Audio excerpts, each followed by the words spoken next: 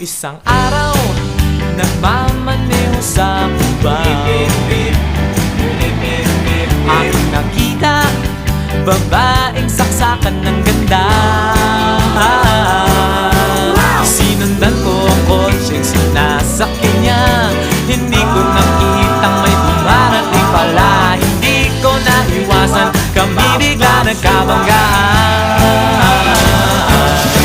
Nung magkamalay, ay nasa ospital na ako. Nasikaso ng doktor na pili ng nanay ko.